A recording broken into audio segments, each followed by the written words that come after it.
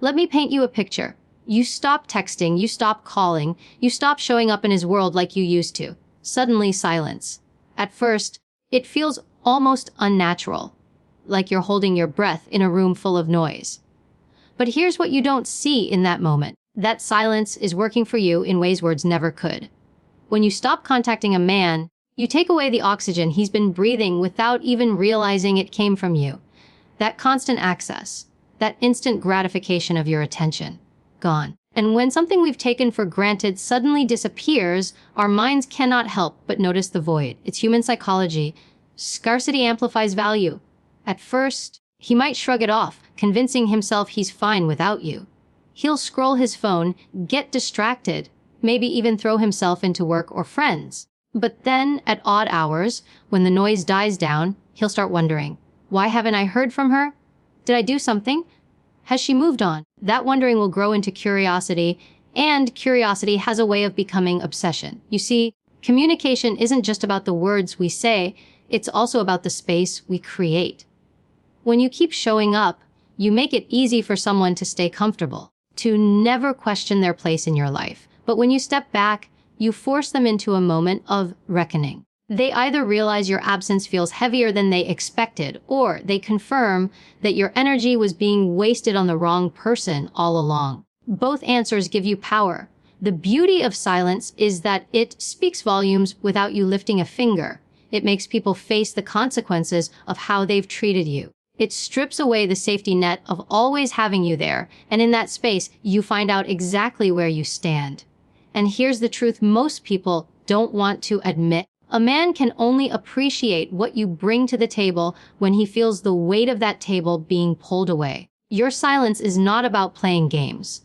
It's about stepping back into your own worth, about no longer negotiating your value with someone who can't see it on their own. When you stop contacting him, you give him the rare opportunity to miss you.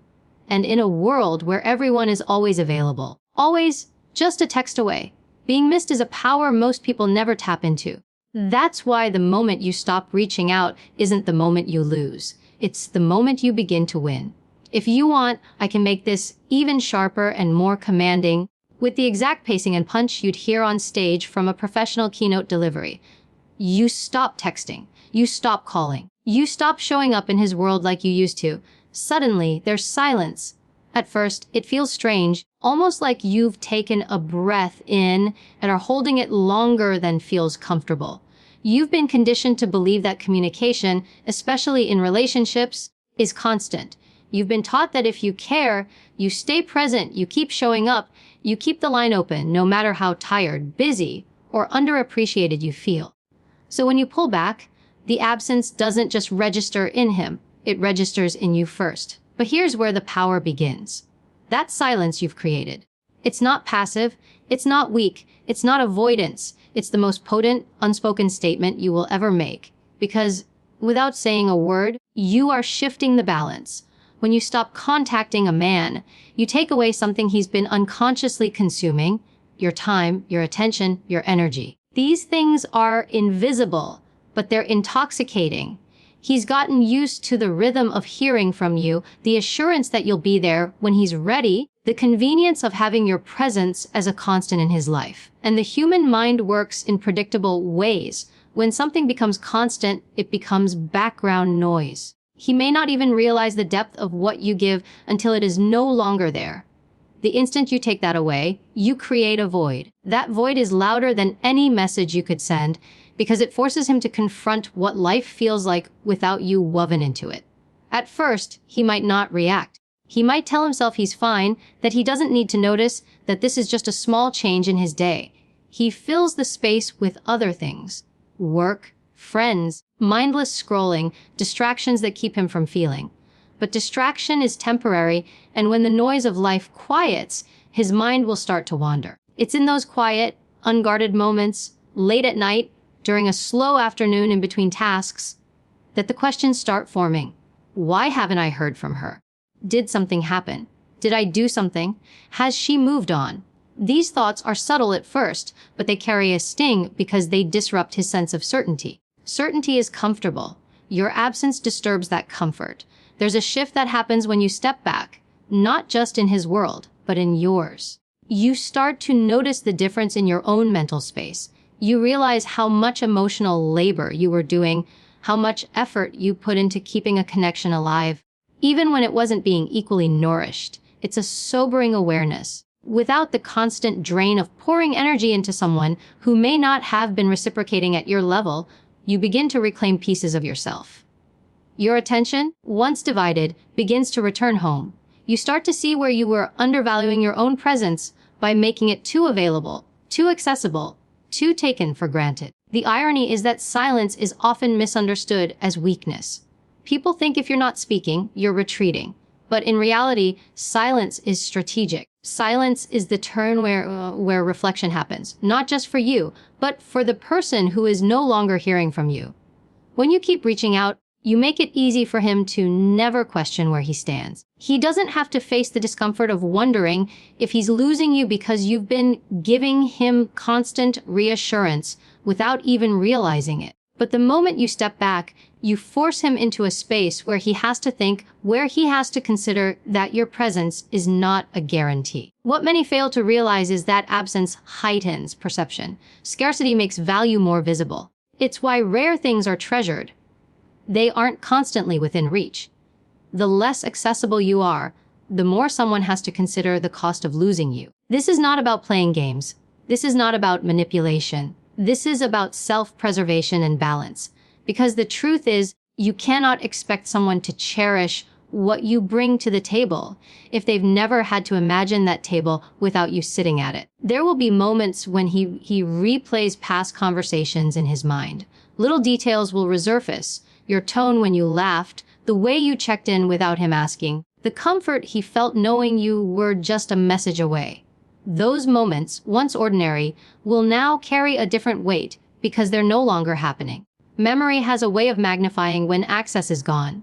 He may not admit it to anyone, not even to himself right away, but the absence will work on him from the inside out. And here's where your power quietly grows. You're not chasing. You're not explaining.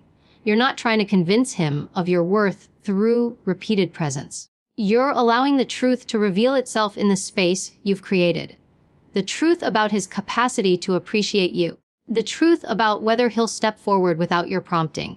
The truth about whether his interest was ever genuine or just convenient. That clarity doesn't come from endless conversations. It comes from watching what someone does when they no longer have easy access to you. The human mind reacts strongly to the removal of something it once had. It's called the deprivation effect. When we have constant access to someone, our brain normalizes it. But take it away, and the brain goes into a subtle form of withdrawal. It starts seeking, scanning for ways to fill that missing piece. Sometimes, that search drives a person to realize they took something precious for granted. Other times, it reveals they never truly valued it at all. And that knowledge, while painful, is liberating. Because once you know, you can stop investing in the wrong place. The beauty of this process is that it doesn't require you to perform. You don't need to craft the perfect message or make a dramatic statement. You don't need to explain why you're stepping back. The absence does the work for you. It carries a weight that words can't match. It leaves room for him to either rise to meet you or fade away. And both outcomes serve you. If he steps up, it's because he sees your value. If he doesn't, you've freed yourself from pouring into an empty cup. Stopping contact isn't about punishment. It's about removing yourself from a dynamic that's not balanced. It's about ending the cycle of overextending and waiting for someone to meet you halfway. It's about showing yourself that your worth is not dependent on someone's ability to recognize it in the moment. And paradoxically, it's often in your absence that the truth of your value becomes undeniable. In a world where constant communication is the norm, where everyone is just a swipe or a tap away, silence stands out. It forces attention. It creates space for thought. It disrupts patterns.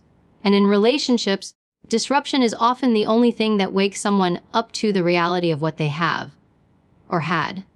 Your silence is not the end of your story with someone. It's the beginning of their realization. Whether that realization comes too late is no longer your responsibility. Because the moment you stop reaching out isn't the moment you disappear. It's the moment you reappear to yourself.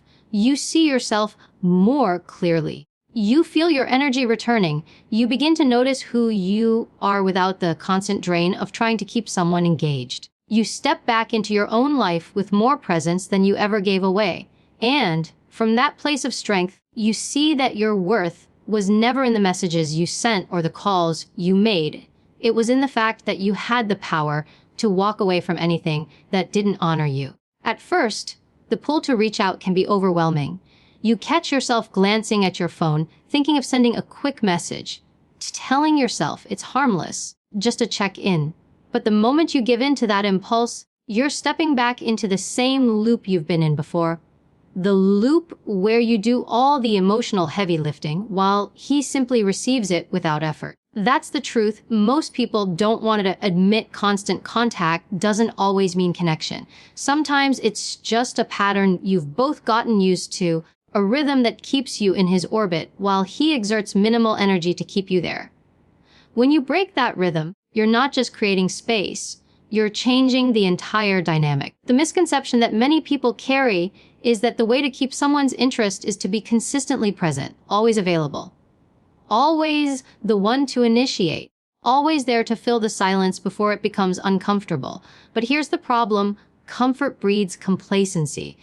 If he knows that no matter what he does, you'll still be there, you'll still text first, you'll still show up when he wants you, then there is no urgency for him to invest.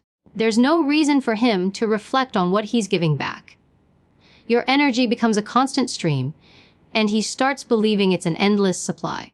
This is where the shift in thinking has to happen. You are not a constant stream. You are not a background hum in someone's life. You are a presence with value, depth, and boundaries. The moment you stop contacting him, you send a message louder than words could ever carry. You communicate that access to you is not a right, it's a privilege, and privileges can be lost. That's where the discomfort begins for him, not in the silence itself, but in the realization that the security he had in your presence is no longer guaranteed. There's a predictable arc to how this plays out. In the first stretch of your absence, he might think nothing of it. People get busy, days pass. He'll tell himself that if he wants to talk to you, he can reach out anytime. But as the hours turn into days and the days into longer stretches, that casual certainty starts to crack. The brain doesn't like unknowns. It wants resolution, answers, clarity. Your silence creates a gap in his mental map of the relationship, a missing piece he can't quite place. That gap becomes an itch he can't scratch, a question without an immediate answer. He might test the waters subtly at first, a casual like on your social media, a small comment, a vague message just to see how quickly you respond. But when your pattern changes, when you're no longer giving instant replies, when you're no longer signaling that you're waiting for him, he feels the difference. The ground shifts beneath him because the dynamic he relied on is no longer stable. That instability forces him to either step up and engage with effort or to fade into the background entirely. Either way, you gain the truth. For you, this period is more than just withholding communication, it's reclaiming your mental space. It's realizing how much of your energy was going toward maintaining something that should have been mutual. It's seeing, maybe for the first time in a long time, that you've been measuring the health of the connection by how much effort you put in rather than how much you receive. That awareness is uncomfortable, but it's necessary, because when you finally understand the imbalance, you can't unsee it. And once you see it, you have the power to stop feeding it. Many people confuse absence with manipulation, but the truth is, absence reveals reality. If a man's connection to you is genuine, your step back will spark a genuine response. He'll notice the difference and choose to close the gap because he values you. If his interest was shallow or based on convenience, your silence won't compel him to act, and that's your answer. Either outcome gives you clarity, but only one outcome earns your continued investment. This is why your silence is not passive. It's an active, intentional choice to stop giving what is not being matched. It's a choice to put the emotional ball in his court and watch what he does with it. And it's a choice that reveals far more than any conversation could, because words can be empty, but actions, especially in moments of absence, never lie. There will be moments when he starts to feel the absence more sharply. He'll remember times when you reached out just to see how he was, when you made plans, when you gave without asking. Those memories will sit differently now because they're no longer being replenished. They become artifacts of a connection he might have assumed would always be there. And human nature makes us value something more when we feel it slipping away. That's when the realization hits him your presence wasn't just nice. It was rare. But here's the critical part. You cannot break the silence too soon. The discomfort he feels is part of the process. It's in that discomfort that he's forced to recognize what you brought into his life. If you rush to fill the gap before he has to face it, you reset the old dynamic. You teach him that no matter how he shows up, you'll always do the work to bridge the distance. And that is the exact pattern you're trying to dismantle. In the quiet, you also begin to notice something else. You start to feel lighter. You're not waiting on replies, not overthinking how to keep the conversation alive, not strategizing ways to maintain his interest. That mental and emotional bandwidth returns to you, and you begin to invest it in yourself. You start doing more things that have nothing to do with him. You notice your own moods aren't swinging based on his responses because you're no longer feeding yourself worth through his attention. That shift is where your real power lies, not in whether he comes back, but in how you reclaim yourself regardless. He may at some point try to reestablish the old dynamic. He might reach out casually, expecting you to respond the way you used to. But you've changed. Your responses are no longer from a place of chasing validation. They're measured, balanced, and reflective of someone who knows their worth. This change in you doesn't just alter how you interact with him. It alters how you interact with everyone. Because once you understand that your presence is valuable, you stop giving it away freely to anyone who doesn't treat it that way. And here's the twist. Sometimes, when you stop contacting a man, he realizes what you mean to him and tries to step up. Other times, he disappears altogether. Both scenarios serve you. If he steps up, it's because your absence made him aware of your value. If he disappears, it's because he never valued you enough to begin with. Either way, you win, because the goal is not to keep someone in your life at any cost. It's to ensure that the people in your life are there because they genuinely want to be. This process also dismantles the illusion that you have to fight to be chosen. You begin to see that the right connections don't require constant pursuit. They're reciprocal. They feel balanced. You don't have to prove your worth through endless availability. The people who truly value you will notice your absence without you having to announce it. They will feel it because your energy, your presence, and your care are not things they can find everywhere. So when you stop contacting him, you're not just creating space in the relationship, you're creating space within yourself. Space for self-respect to grow. Space for clarity to arrive. Space for the truth to surface without you having to force it. And that space, once created, becomes the foundation for every relationship you have going forward. Because now you understand the most important truth your value isn't in your constant presence. It's in knowing when to step back and let the silence do the work.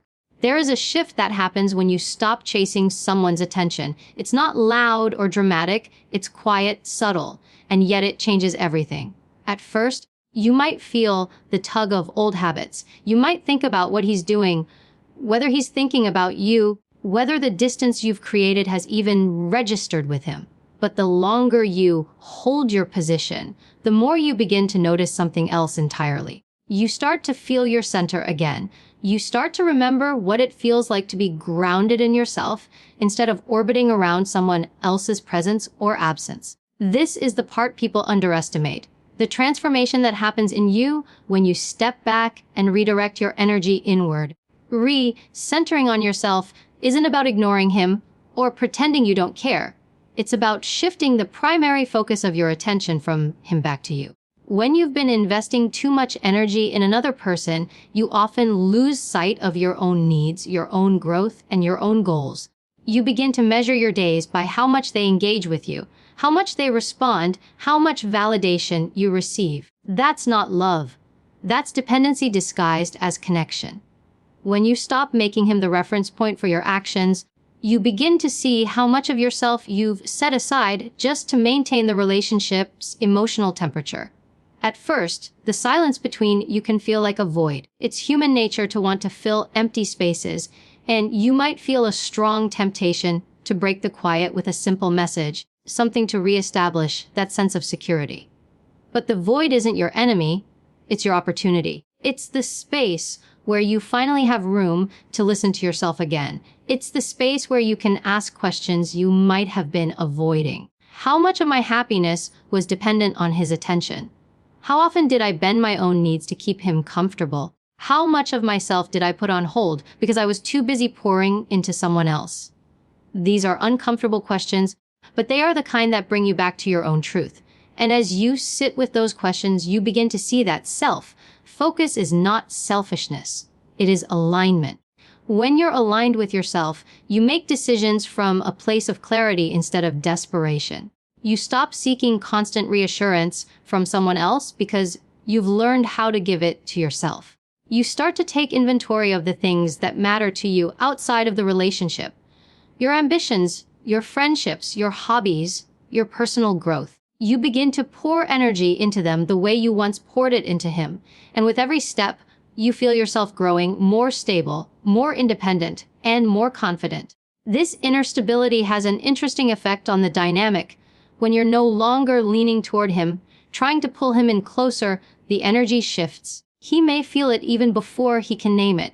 There's a change in how you carry yourself, a difference in the way you interact, less urgency, more composure, more self-contained presence. People can sense when you're rooted in yourself. It's magnetic because it's rare. Most people are operating from a place of emotional dependence, constantly seeking external validation to feel secure. When you break free from that pattern, you stand out without even trying. The act of recentering also helps you see the relationship in a more realistic light. When you're not emotionally entangled in constant communication, you can observe the situation with fresh eyes. You can see his actions for what they are, not for what you hope they mean. You can notice patterns, whether he's consistent, whether he makes the effort, when you're not carrying the load, whether he shows up without prompting. This clarity is invaluable because it prevents you from getting lost in wishful thinking. It allows you to make decisions based on reality rather than on the potential you once imagined. There's also a psychological layer to this. Human beings are wired to be drawn to people who appear self-sufficient. Independence signals strength, and strength signals value. When you center your world around someone else, you unintentionally send the message that your life is incomplete without them. That creates an imbalance in the dynamic, and over time, it can diminish their respect for you, even if they don't consciously realize it. But when you operate from a place of self-containment, you communicate without saying a word that you are whole on your own. That kind of energy changes how people respond to you. It commands a different level of respect and consideration. Re-centering isn't just about the emotional and psychological benefits. It has a tangible effect on your daily life. The time and mental energy you once spent thinking about him can now be redirected into pursuits that feed you. You might pick up a new skill, reconnect with friends you haven't spoken to in a while, dive deeper into your work, or start a personal project you've been putting off. These actions don't just fill your time, they rebuild your sense of self outside the relationship. And as you grow in these areas, your confidence expands. You stop questioning your worth because you're actively building a life that reflects it. Something else happens, too. You stop reacting to him and start responding from a place of choice. When you're centered, you're no longer driven by the fear of losing him or the need to keep his attention. You can engage with him without losing yourself in the process. You can say no without guilt, set boundaries without fear, and walk away if those boundaries aren't respected. That's the power of being rooted in yourself. Your decisions aren't about keeping someone else comfortable. They're about keeping yourself aligned with your own values and needs. The irony is that when you stop making him the center of your attention, you often become more attractive in his eyes. Your energy shifts from pursuit to presence, and presence is far more compelling than pursuit. Presence says, I'm here because I choose to be, not because I need to be. It changes the power dynamic entirely. Now, he has to earn his place in your life because you've made it clear, again, without saying a word, that your life is already full and valuable with or without him. This transformation doesn't happen overnight. There will be moments when old habits pull at you, when you feel the urge to check in, to reestablish that connection. But every time you resist, you strengthen the muscle of self-trust. You prove to yourself that you can sit with discomfort, that you can choose yourself even when it's tempting to seek validation elsewhere. And with each choice, you feel more anchored, more grounded, more certain of who you are and what you deserve. Eventually, you start to notice that the questions you once asked about him, does he miss me? Is he thinking about me? Will he reach out? No longer hold the same weight. They might still pass through your mind, but they don't dictate your actions. They don't pull you out of your center. You can hold curiosity without letting it control you, and that is a sign that you've shifted the balance of power back where it belongs. From this place, you see the truth. The most important relationship you will ever have is the one you have with yourself, when you're deeply connected to your own needs, your own purpose, and your own joy. You stop settling for relationships that drain you. You stop chasing people who can't meet you where you are. You stop negotiating your worth based on someone else's recognition of it. You become the anchor, not just for yourself, but for every connection you choose to keep in your life. The man may notice this change in you and try to draw you back into the old dynamic. He might test your boundaries, trying to see if you'll slip back into overextending yourself. But this time, you're different.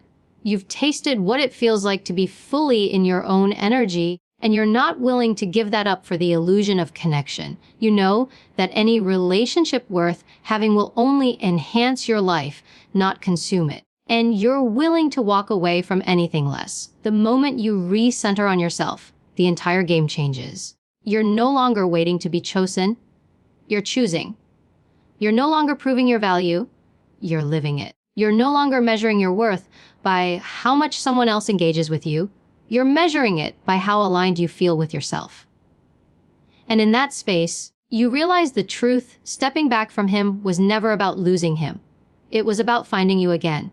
Detachment is often misunderstood. People hear the word and think it means apathy, indifference, shutting off emotions entirely. But real detachment, the kind that gives you peace and clarity, isn't about becoming cold or numb. It's about creating enough emotional distance to see things for what they truly are, without being clouded by the noise of constant reaction. It's about removing the emotional hooks that keep you tied to someone else's behavior. When you learn to detach without emotion, you stop allowing someone's actions or lack of them to dictate your inner state. You begin to understand that you can care about someone without letting them control how you feel about yourself.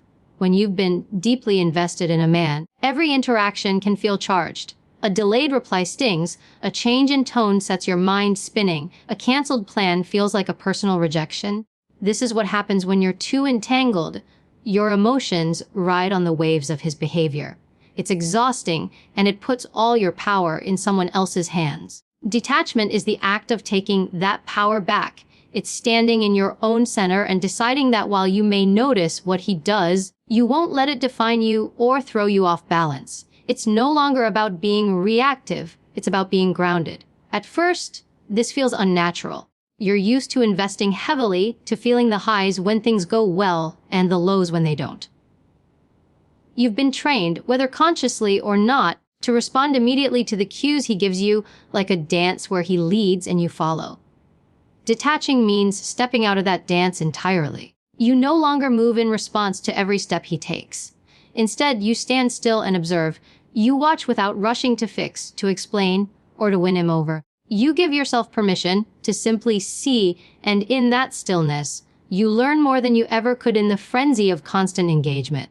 The reason detachment without emotion is so powerful is because it allows you to make decisions from a place of truth rather than from a place of fear or desire. When you're emotionally entangled, you'll justify things you shouldn't, ignore red flags you shouldn't, and accept treatment you know is beneath you because your feelings cloud your judgment. But when you create space between your emotions and your actions, you can see patterns for what they are. You can recognize whether his behavior aligns with his words, whether he's truly making an effort or just giving enough to keep you in place. And most importantly, you can choose your next move without being driven by desperation. There is a discipline to detachment. It's not about pretending you don't care. It's about refusing to be consumed.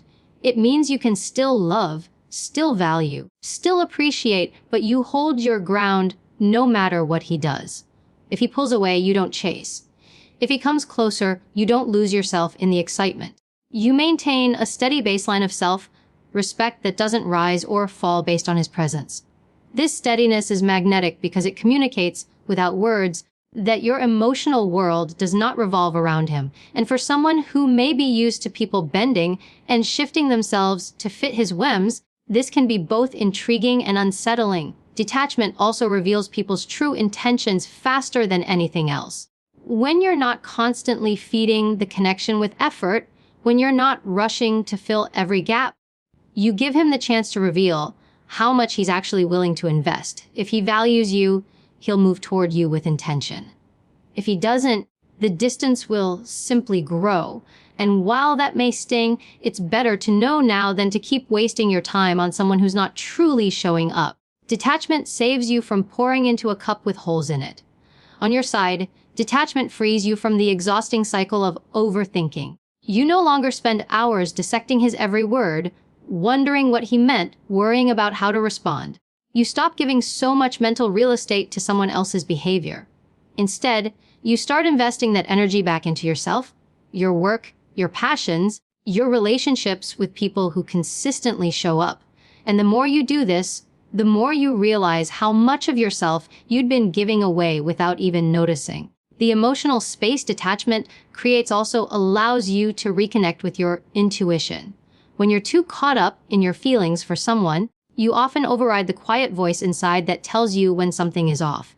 You rationalize, you make excuses, you focus on the good moments and convince yourself they outweigh the bad. But when you step back emotionally, you can hear that voice more clearly.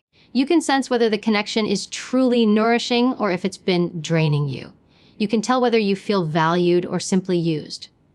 And once you see it clearly, you can't go back to pretending you don't. There's also a strength that builds in you when you detach without shutting down. You learn that you don't need to be numb to be unaffected. You can still feel love, still feel care, but you hold it in a way that doesn't consume you. You learn to keep your heart open while keeping your boundaries firm. You stop being afraid of losing someone because you understand that losing yourself is far worse. That understanding changes the way you show up in every relationship you have. Over time, detachment shifts the entire balance of power in your interactions. You're no longer in a position where his attention or withdrawal dictates your emotional state. You're not chasing validation because you found it in yourself. And ironically, this often makes him more attentive because people are drawn to what they can't control. Your calm, your composure, your unshakable presence becomes something he notices, and in many cases, something he wants to earn. But whether he does or not, you remain in your power. Practicing detachment without emotion is a kind of quiet rebellion against the conditioning that tells you love means constant availability, constant sacrifice, constant emotional labor. It's a statement that says, I can care deeply without losing myself. I can be connected without being consumed. I can love without letting that love override my self-respect. And once you've lived in that space, you don't go back to the old way of giving yourself away. Even if the man in question doesn't respond the way you hope, even if he fades into the background or walks away entirely, detachment ensures you won't crumble. You've built your stability from the inside out, not on the shaky ground of someone else's presence. You understand that your worth isn't proven by keeping someone who doesn't want to stay. It's proven by having the strength to let go when they don't. That's the kind of strength that stays with you long after the relationship is over, long after the emotions fade. The truth is, detachment is not the end of love. It's the beginning of balanced love. It's love that's chosen, not clung to. It's love that's free, not desperate. It's love that says, I see you, I care for you, but I am whole without you. And when you love from that place, you give yourself the best chance at a connection that's both healthy and lasting, because you're no longer loving out of fear. You're loving out of choice. When you reach that point, you find a peace that no amount of reassurance from someone else could ever give you. You stop being tossed around by the waves of someone else's moods, attention, or commitment. You stop living in a constant state of emotional reaction. You anchor yourself so deeply in who you are that no matter what happens, you remain steady.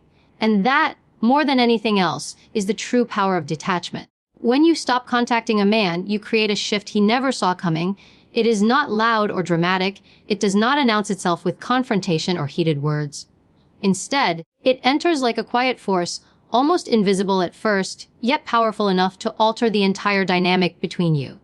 At the beginning, he may not even notice. He may think it is just a day where you were busy, or perhaps you were distracted by other things.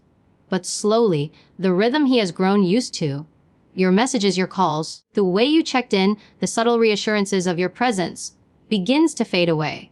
That absence, at first barely noticeable, starts to feel like an empty space he cannot quite put his finger on. At the core of this shift is something deeply psychological. People attach value to what they must work for, what is not always guaranteed, what feels scarce. When you were always there, responding quickly, initiating contact, giving him your energy and attention without hesitation, you created an environment of abundance.